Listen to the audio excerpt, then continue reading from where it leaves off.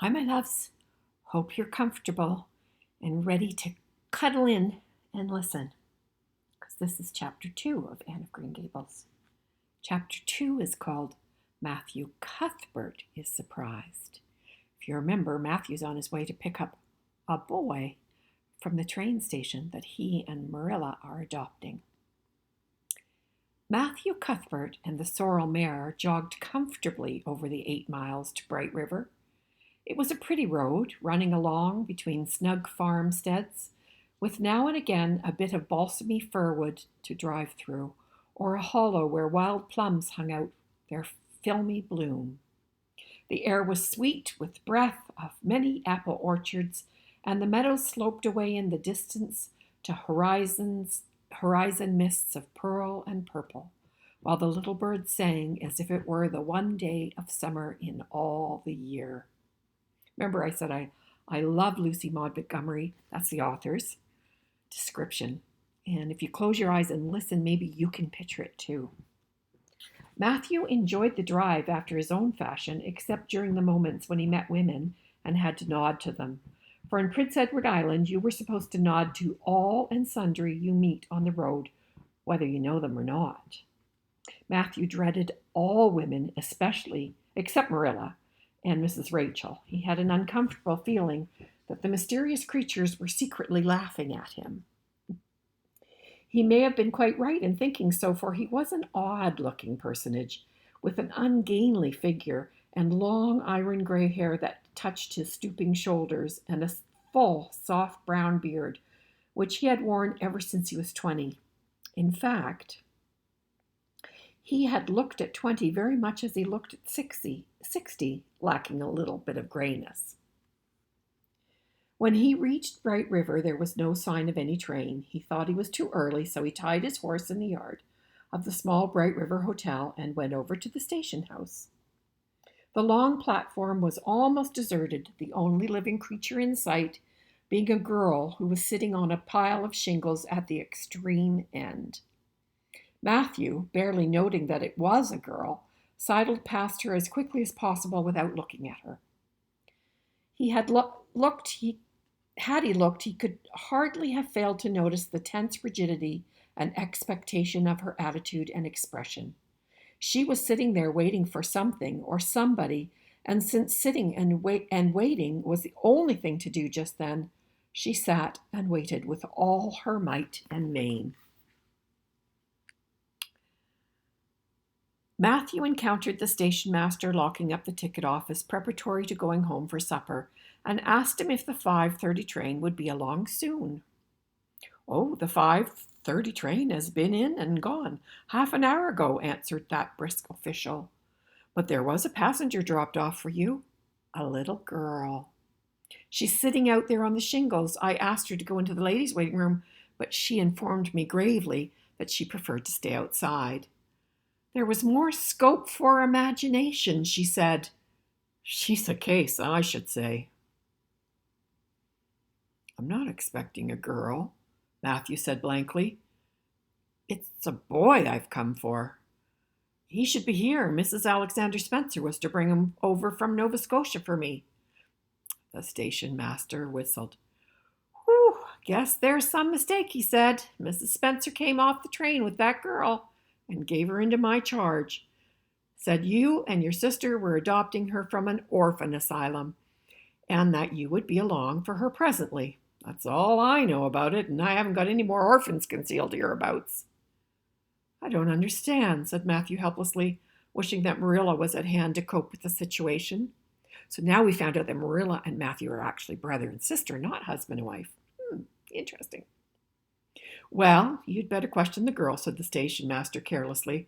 "I dare say she'll be able to explain. She's got a tongue of her own, that's certain. Maybe they were out of boys of the brand you wanted." He walked jauntily away, being hungry, and the unfortunate Matthew was left to do that which was harder for him than bearding a lion in its den. Walk up to a girl, a strange girl, an orphan girl, and demand of her why she wasn't a boy. Matthew groaned in spirit as he turned about and shuffled gently down the platform towards her. She had been watching him ever since he had passed her, and she had her eyes on him now. Matthew was not looking at her, and would not have seen what she was really like if he had been, but an ordinary observer would have seen this. A child of about 11, garbed in a very short, very tight, very ugly dress of yellowish white wincey. She wore a faded brown sailor hat, and beneath the hat, extending down her back, were two braids of very thick, decidedly red hair. Her face was small, white, and thin, also much freckled. Her mouth was large, and so were her eyes, that looked green in some lights and moods and gray in others. So far, the ordinary observer, an extraordinary observer, might have seen that the chin was very pointed and pronounced, and that the big eyes were full of spirit and vivacity, and that the mouth was sweet-lipped and expressive, that the forehead was broad and full. In short, our discerning extraordinary observer might have concluded that no commonplace soul inhabited the body of this stray woman-child, of whom shy Matthew Cuthbert was so ludicrously afraid. Matthew, however, was spared the ordeal of speaking first, for as soon as she concluded that he was coming to her, she stood up, grasping with one thin brown hand the handle of a shabby old-fashioned carpet-bag. The other she held out to him. "I suppose you are Matthew Cuthbert of Green Gables," she said in a particularly clear, sweet voice. "I'm very glad to see you. I was beginning to be afraid you weren't coming for me, and I was imagining all things that might have happened to prevent you. I had made up my mind that if you didn't come for me tonight, I'd go down the track to that big wild cherry tree at the bend and climb up into it to stay all night. I wouldn't be afraid. It would be lovely to sleep in a wild cherry tree all white with bloom in the moonshine, don't you think? You could imagine you were dwelling in marble halls, couldn't you? And I was quite sure you would come for me in the morning, if you didn't tonight." Matthew had taken the scrawny little hand awkwardly in his. Then and there he decided what to do. He could not tell this child with the glowing eyes that there had been a mistake. He would take her home and let Marilla do that.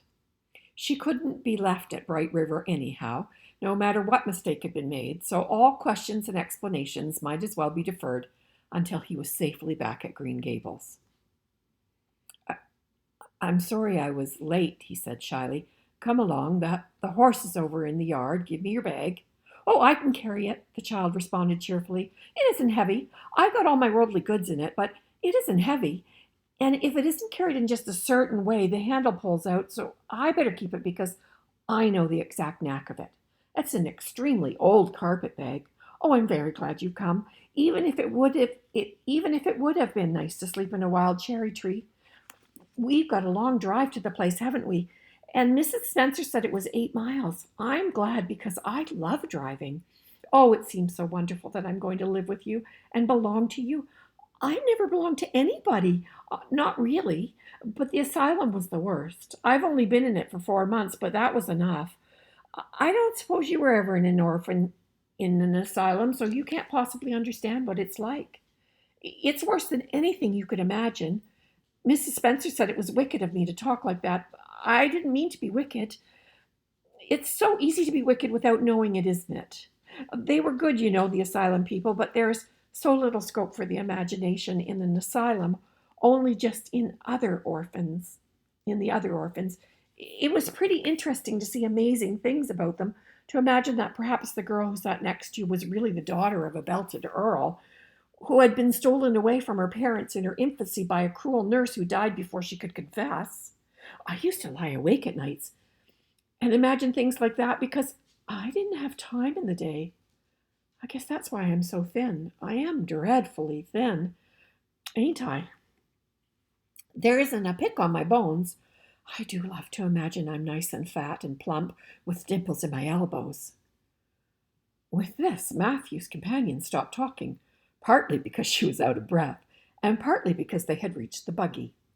Not another word did she say until they had left the village and were driving down a steep little hill, the road part of which had been cut so deeply into the soft soil that the banks, fringed with blooming wild cherry trees and slim white birches, were several feet above their heads. The child put out her hand and broke off a branch of a wild plum that brushed against the side of a buggy. Isn't that beautiful? What did that tree leaning out from the bank, all those white and lacy, make you think of? She asked. Well, I don't know, said Matthew. Why, a bride, of course, a bride, all in white with a lovely misty veil. I've never seen one, but I can imagine what she would look like. I don't ever expect a bride to be myself. I'm so homely nobody would ever want to marry me, unless it might be a foreign missionary. I suppose a foreign missionary mightn't be very particular. But I do hope that someday I shall have a white dress. That is the highest ideal of earthly bliss. I just love pretty clothes, and I've never had a pretty dress in my life that I can remember. But of course, it's all the more to look forward to, isn't it? And then I can imagine that I'm dressed gorgeously.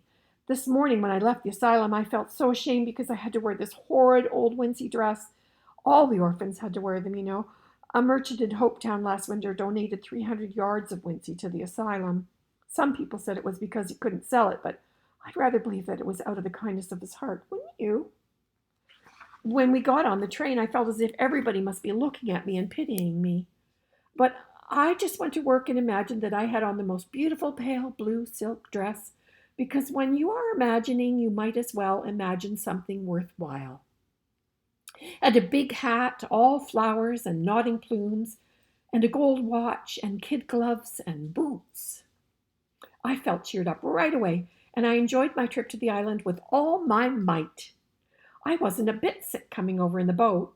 Neither was Mrs. Spencer, although she generally is. She said she hadn't time to get sick watching to see that I didn't fall overboard, since she said she never saw the beat of me for prowling about. But if it kept her from being seasick, it's a mercy I didn't prowl, isn't it? And I wanted to see everything that was to be seen on that boat because I didn't know whether I'd ever have another opportunity. Oh, there are a lot more cherry trees, all in bloom. The island is the bloomiest place. I just love it already, and I'm so glad I'm going to live here. I've always heard that Prince Edward Island was the prettiest place in the world, and I used to imagine I was living here, but I never expected I would. It's delightful when your imaginations come true, isn't it? But those red roads are so funny. When we got into the train at Charlottetown and the red roads began to flash past, I asked Mrs. Spencer what made them red, and she said she didn't know, and for pity's sakes not to ask her any more questions. She said I must have asked her 1,000 already. I suppose I had, too.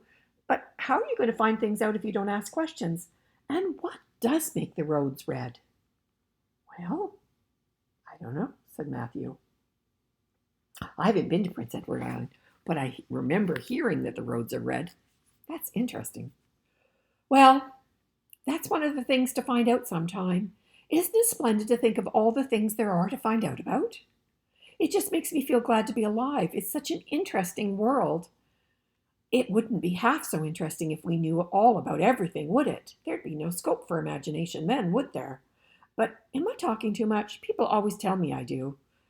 Would you rather I didn't talk? If you say so, I'll stop. I can stop when I make my mind up to it, although it's difficult. Matthew, much to his own surprise, was enjoying himself. Like most quiet people, he liked talkative people, and when they were willing to do the talking themselves and did not expect him to keep up his end of it. But he had never expected to enjoy the society of a little girl. Women were bad enough in all conscience, but little girls were worse.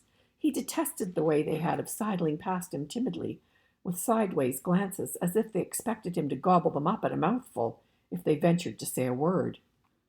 This was the Avonlea type of well-bred little girl, but this freckled witch was very different, and although he found it rather difficult for his slower intelligence to keep up with her brisk mental processes, he thought that he kind of liked her chatter. So he said shyly, as usual, "Oh, you can talk as much as you like. I don't mind." Oh, I'm so glad. I know you and I are going to get along together fine. It's such a relief to talk when one wants to, and not be told that children should be seen and not heard. I've had that said to me a million times. I have, if I have once. And people laugh at me because I use big words. But if you have big ideas, you have to use big ideas to express them, haven't you? Well, now that sounds reasonable, said Matthew. Mrs. Spencer said that my tongue must be hung in the middle, but it isn't. It's firmly fastened at one end. Mrs. Spencer said your place was named Green Gables. I asked her all about it, and she said there were trees all around it. Oh, I was gladder than ever. I just love trees. And there weren't any at all about the asylum, only a few poor weeny teeny things out in the front with a little whitewashed cagey things about them. They just looked like orphans themselves, those trees did. It used to make me want to cry for them. I used to say, oh, you poor little things. If you weren't out in the great big wood with other trees all around you and little mosses and June bells growing over your roots and a brook not far away and birds singing in your branches, you could grow, couldn't you? But you can't where you are. I know just exactly how you feel, little trees. You do get attached to things like that, don't you? Is there a brook anywhere near Green Gables? I forgot to ask Mrs. Spencer that. Well, now, yes, there's one right below the house.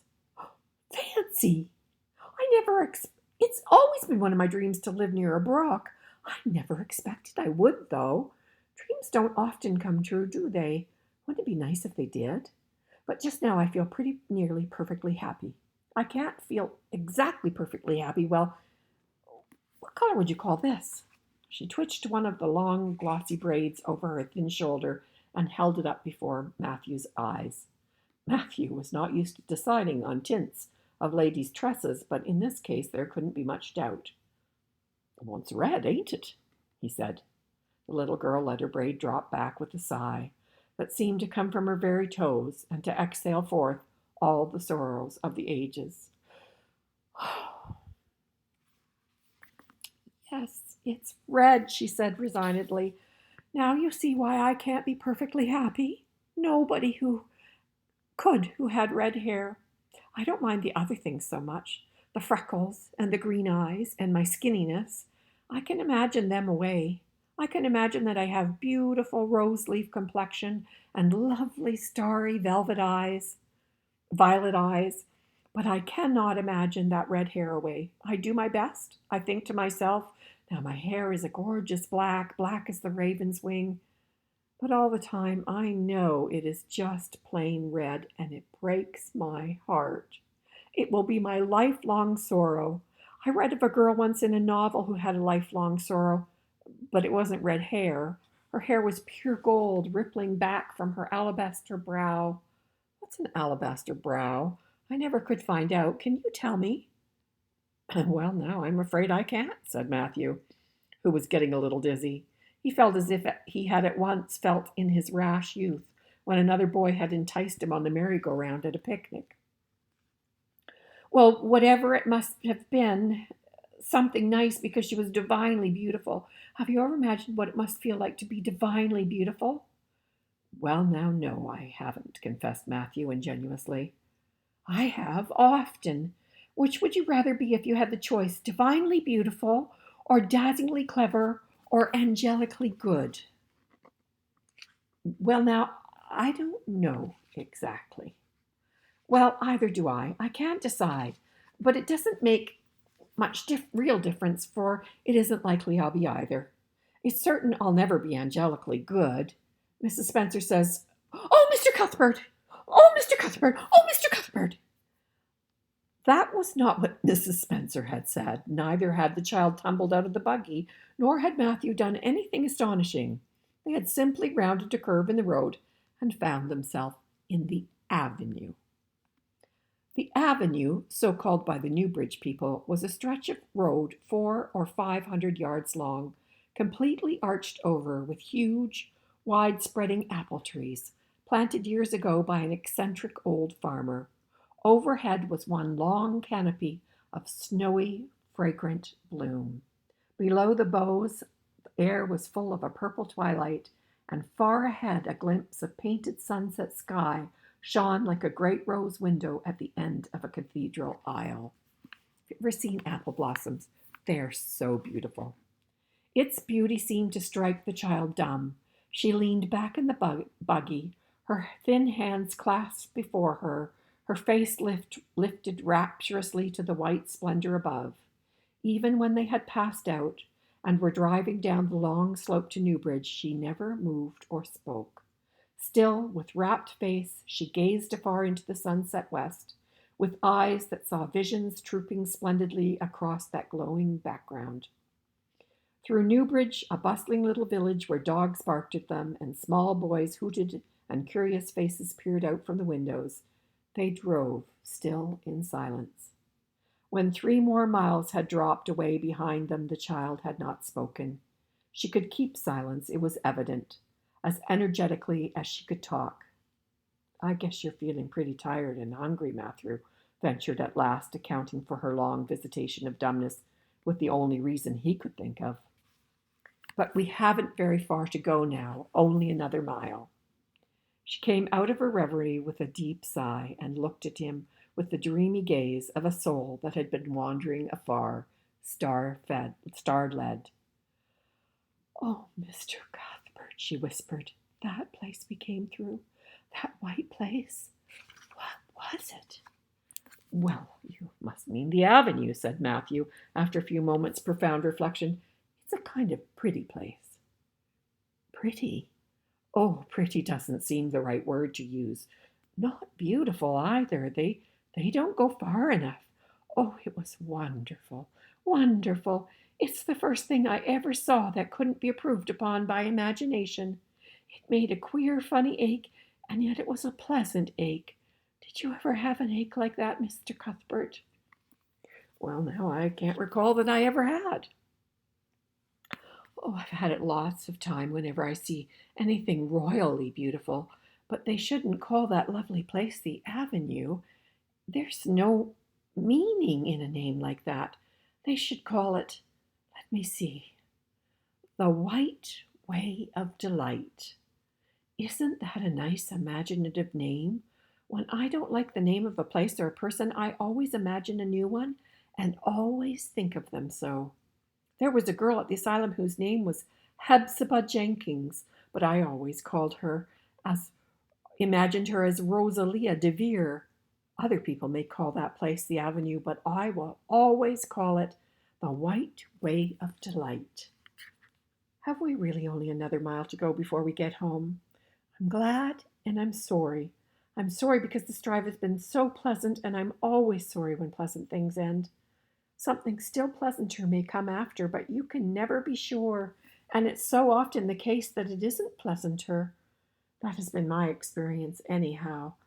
But I'm glad to think of getting home. You see, I've never had a real home since I can remember. It gives me that pleasant ache again just to think of coming to a really, truly home.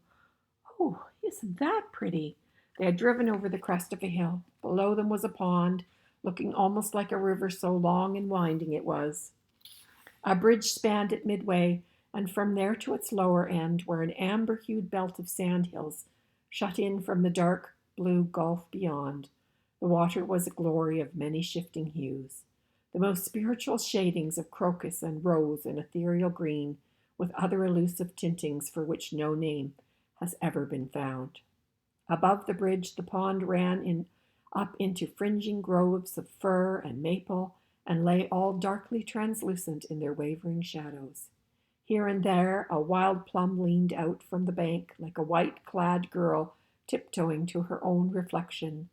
From the marsh at the head of the pond came the clear, mournfully sweet chorus of the frogs. There was a little gray house peering around a white apple orchard on a slope beyond, and although it was not quite dark, a light was shining from one of the windows. "That's Barry's Pond," said Matthew. "Oh, I don't like that name either. I shall call it, let me see, the Lake of Shining Waters. Yes, that's the right name for it.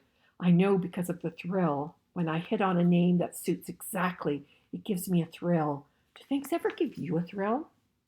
Matthew ruminated. Well, now, yes, it always kind of gives me a thrill to see them ugly white grubs that spade up in the cucumber beds. I hate the look of them. Oh, I don't think that can be exactly the same kind of thrill. Do you think it can?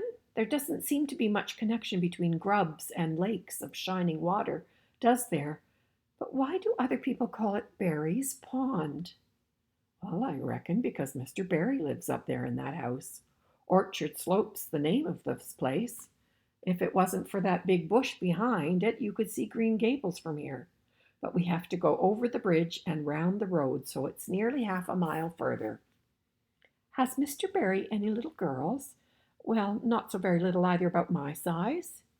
Oh, he's got one about 11. Her name is Diana. Oh!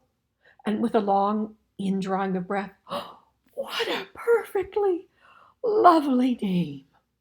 Well, now, I don't know. There's something dreadful heathenish about it, seems to me. I'd rather Jane or Mary or some sensible name like that. But when Diana was born, there was a schoolmaster boarding there, and they gave him the naming of her, and he called her Diana. Oh, I wish there had been a schoolmaster like that around when I was born then. Oh, here we are at the bridge. I'm going to shut my eyes tight.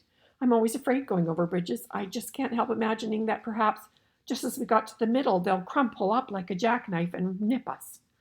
So I shut my eyes, but I always have to open them for all when I think that we're getting near the middle because, you see, if the bridge did crumple up, I'd want to see it crumple. What a jolly rumble it makes. I always like the rumble part of it. Isn't it splendid there are so many things to like in this world? There, we're over it. Now I'll look back. Good night, dear shining up lake of shining waters. I'll always say good night to things I love, just as I would to people. I think they like it. That water looks as if it's smiling at me. When they had driven up the further hill and around a corner, Matthew said, We're pretty near home now. That's Green Gables over. Oh, don't tell me, she interrupted breathlessly, catching at his partially raised hand and shutting her eyes that she might not see his gesture. Let me guess. I'm sure I'll guess right. She opened her eyes and looked about her. There they were on the crest of the hill. The sun had set some time since, but the landscape was still clear in the mellow afterlight. To the west, a dark church spire rose up against a marigold sky. Below was the little valley, and beyond a long, gently rising slope with snug farmsteads scattered along it. From one to another the child's eyes darted, eager and wistful. At last they lingered on one away to the left, far back from the road, dimly white with blossoming trees in the twilight of the surrounding woods. Over it, in the stainless southwest sky, a great crystal white star was shining, like a light of guidance and promise. That's it, isn't it? She said, pointing. Matthew slapped the reins on the sorrel's back delightedly. Well, now you've guessed it, but I reckon Mrs. Spencer described it so's you could tell. No, she didn't. She really didn't. All she might have said just as well have been about. Oh, I'm not getting this right. Let me try it again. All she said might just as well have been about most of those other places.